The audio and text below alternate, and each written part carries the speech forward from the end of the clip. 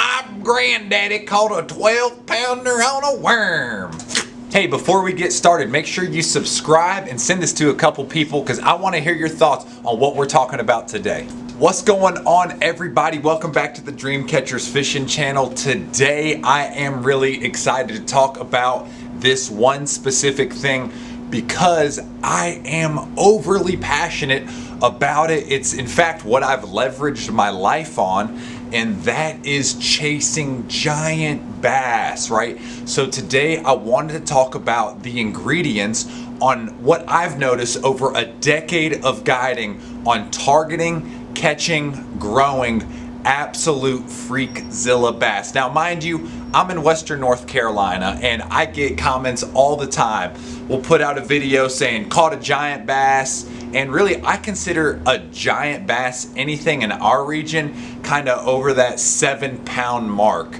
I've had this talk with other people in the South, and I'm like, hey, take your state record, whether it's Florida, Texas, whatever, and then take our state record and do it as a percentage. Our state record is 70% of other states' state record, which means if you call their fish a 10-pound fish, which is the golden giant bass mark that everybody is aspiring to catch, that means our giant fish would be about a 7-pounder. So, and some of you guys might be like, no, that's crap, a 10-pounder is a 10-pounder is a 10-pounder. Well, okay, that's your opinion, but I've been guiding literally for a decade, a swim bait guide. We literally do nothing but target giant bass year-round, 300 and some trips for a decade, so 3,000 trips, and we've only caught a few double-digit bass, all right? So anyways, there are some trends, there are some things that all of these bass have in common. And if I was a gambling man, I would say other lakes that have giant bass across the country have these few things in common, all right? So the first thing I want to talk about purely is just the forage, right? There's some things that really have to line up when it comes to producing monster bass in regards to the forage that the bass are eating. I tend to tell people, if you have bait fish that are desired to be eaten by people, a lot of times you'll have monster bass. Now what I say, like, oh, you're like, all right, explain, all right? Places that have just ridiculous amounts of crappie, places that have ridiculous amounts of crawdads, panfish, trout. So if the predominant forage in your lakes is threadfin shad, it takes big bass crazy amount of pounds of threadfin shad to be able to put on 1 pound. In fact, there was, and I don't know this like name of the study or anything, but I've heard this study from multiple people. But there's a gentleman down in Alabama that was trying to grow the world record bass. And what he would do was he would test how much of a specific bait fish or a specific forage he would have to put in this pond and how many pounds that bass would have to eat in order to put on 1 pound of body weight. And when he did this, it was like threadfin shad, or like the bass had to eat so many pounds of threadfin shad to put on a pound. And then kind of as it decreased, you ended up getting into like gizzard shad. The bass had to eat less gizzard shad to put on a pound of body weight. Brim, crappie, and the best two things that they figured out were actually a prawn, which is like those big armed crawdads, and then the other thing was trout. Trout, if you think about a trout, whether it's rainbow trout, brown trout, brook trout, doesn't matter, they are very high in fatty oils and proteins. So when a big bass sucks down a big old trout, all of that transfers into their body. If you think about, just like you're a human, if you consume more calories than you burn, you're probably gonna put on weight. You're looking for species that fish can eat, forage species that fish can eat, that don't take a ton of effort to burn calories, and at the same time, they are very hearty, protein, high caloric, fatty, oily meals that can help the fish grow. So if you think about this, right, how does it work with smallmouth? Smallmouth have been getting huge doing the goby thing, right? Well, gobies literally just sit on the bottom and just barely move. So a smallmouth doesn't have to burn a lot of calories, and gobies are pretty high in fat and oils. So when a smallmouth eats those things, they're not burning a lot of calories and they're taking in a lot of calories. Thus, they're able to grow faster. So same thing with largemouth. When I think about giant bass, man, our herring lakes, upstate South Carolina, North Georgia, Western North Carolina, when bass are targeting herring, you get so many fish that are in that 3 to 5 pound range, and it's really, it's a special fish once it's over 6 pounds on a herring lake. And oftentimes when it becomes over 6 pounds on herring lakes, their behavior totally changes. They're like, I'm not going out there, I'm not burning calories, I'm not burning all this energy to chase around these little 4, 5, and 6 inch herring. I'd rather go up shallow, I'd rather hang out around a crappie pile, I'd rather go way up a river and eat some trout or do something like that. So you've got to think about it in regards to fish consumption of the forage, right? They need to consume more than they burn. That's the problem with threadfin shad, that's the problem with herring, is you get these populations of fish that are always swimming around chasing these baits, so they're burning a lot of calories, thus they're intaking a lot of calories,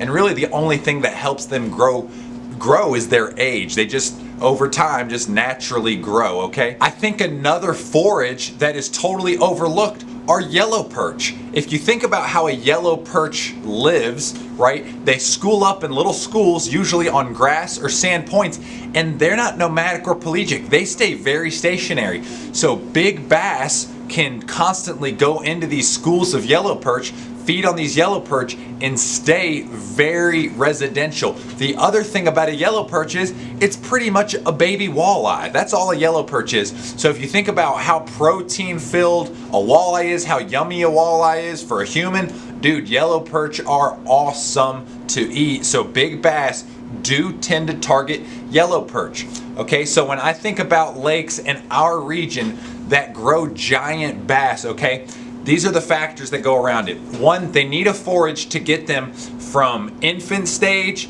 to keeper size. And on most of our lakes, that is your blueback herring. A herring tends to be 2 or even 3 times longer than a threadfin. So literally a 5 or 6, 7 inch bass that has a mouth maybe that big can literally inhale an entire herring and slowly digest that herring, you know, down the hatch.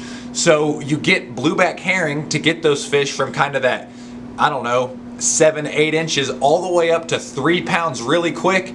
And then once they're 3 pounds, then they really start expanding their diet from, you know, bluegill, crawdads, anything, panfish, shine, whatever is in the water. And then once they get to that next stage of being a big fish, you're talking about targeting them with big swim baits. Usually they're targeting big bait fish, whether it's a perch, trout, whatever, right? So the first thing is the forage. The second thing, it's the age structure of the fish. Now, with that being said, there's a few different factors that play into the age structure of a fish, right? So a couple of those things are, one, fishing pressure. If you want to grow absolute freak giant bass, it is really hard to do it in places that have a lot of fishing pressure. In fact, if you just kind of pick out the lakes the last, I don't know, decade that produce absolute whopper giant bass, whether it's spotted bass like Bullard's Bar in California or largemouth bass like OHIV down in Texas, they're places, and there's some other places that I'm not going to mention for smallmouth because they're still under the radar, but they're places that traditionally don't get a lot of fishing pressure. And then what happens? Someone figures out about it, someone makes a YouTube video, COVID happens, people just start fishing more, whatever it is. People, Instagram, you know, Texas Parks and Wildlife posts about it on their share lunker, whatever it is, people end up finding out about it. Those places get beat up, fishing pressure. Naturally, what happens is guys gut hook a big bass. They're like, oh, I released it. But the reality is that big fish might die. And this happens over time. And there's places that get a lot of fishing pressure and then they end up getting hurt and sucking. And then over time, people are like, oh, I don't want to fish there. They leave that place alone and then they give it 5, 10, 15 years. And all of a sudden, those lakes start turning into big bass producers again. So that has to do with the age though, right? The more stressed out you are, the more sickly you are. That's just like for humans, bass, whatever. So fish that are constantly getting caught all the time, getting hurt, whatever it is, that stress on a fish, the fishing pressure, the constant being caught constantly, all that stuff plays into the ability to grow. So fishing pressure does have some kind of effect on the ability to grow big bass, all right? Another huge factor is the aquatic vegetation and the environment that these bait fish are able to live in. You look traditionally, lakes that have really good aquatic vegetation, whether it's milfoil, hydrilla, eelgrass, something that provides some cover that lets the bait fish kind of disperse, grow, and whatnot, all of a sudden you get these big explosive populations of bait fish, which then help obviously more food out there for the bass to eat. So a bass can grow extremely large when there's a ton of bait fish prevalent. So, and you see this all the time with like down in Florida, I hear about this in Alabama, other fisheries, Watts Bar, where the opens just were, they say this place used to have giant bass. It does not have the bass that it once had, because why? They are spraying the grasses. They're spraying the aquatic vegetation. They're killing the aquatic vegetation, which is hurting the bait fish population, which trickle effect, it ends up hurting the population of giant fish that are on the lake. All right, so one other huge factor is, I've heard this deer hunting, is you can't kill them if they are not there, right? And the reality is, just like deer hunting, there are big deer kind of everywhere, but there are places and areas and regions where they are more concentrated. Naturally, obviously we're talking bass fishing, but when I think deer hunting, I think like, oh, you got to go to the Midwest to kill big whitetails. Naturally, I think if you want to catch giant bass, you got to go further south, and that's obviously, I'm talking about largemouth predominantly. So when you start talking about places that just grow giant bass, whether it's big smallmouth, whether it's big spots, whether it's big largemouth, it's areas that are traditionally known for having long eating seasons for those fish, right? So down in Texas, the water, the coldest it's ever gotten, don't get me wrong, it had that cold freeze a couple years ago, but really the water in Texas gets down to the high 40s, mid 40s, which is still optimal temperature for a bass to be constantly eating food, right? So whether it's a smallmouth up north, smallmouth, they're used to cold water. They'll eat a lot all throughout the winter. Spotted bass, kind of in that mid, United States, northern Alabama, North Georgia, Tennessee, that whole deal. Largemouth in the south. You got to go where there's optimal growing seasons for these fish, right? In that regard, because you have a bigger growing season, you have just a lot of bait forages, and yeah, they just a long season for the fish to eat. And there's so many bodies of water. There are a lot of anglers, but a lot of the anglers can spread out. Some fisheries, tournament fisheries, do get heavily pressured, but there's so many fish, there's so much acreage, there's so much water in the south. It's pretty simple to find places, whether it is private ponds or small lakes off the beaten path, whatever, to find these giant bass, all right? So how do we target them, or how do you target the giant bass? Well, my favorite technique to try and target absolute freakzilla giant bass are big swim baits. Whether it's a DRT Clash 9, one of the most versatile bait, not one of the most, it is the most versatile bait of all time. The DRT Tiny Clash is the micro version, or the, not micro, but mini version of the Clash 9. You've got Depths 250s, Hinkle Shads, Hinkle Trouts, whatever it is, you need to be throwing big baits imitating those bait fish, whether it's a big crappie bait, whether it's a trout, whether it's a big gizzard shad. These giant bass are very efficient feeders. They want to feed one time on a big meal and not expend all this energy and burn all these calories going and chasing those fish. So targeting these fish with giant swim bait is a great technique. And the other technique that I really like to do is I like to throw a big sloppy, big nasty jig, trying to look like either a bluegill brim, a big crawdad. Big bass love crawdads, big bass love brim, big bass love panfish, trout, gizzard shad, whatever it is, you need to be imitating these plus size forages. Now here's the deal. I'm gonna get someone in the comment section to say, my granddaddy caught a 12-pounder on a worm. I am 100% sure that he did. I believe you. But what I'm talking about is consistently catching giant bass.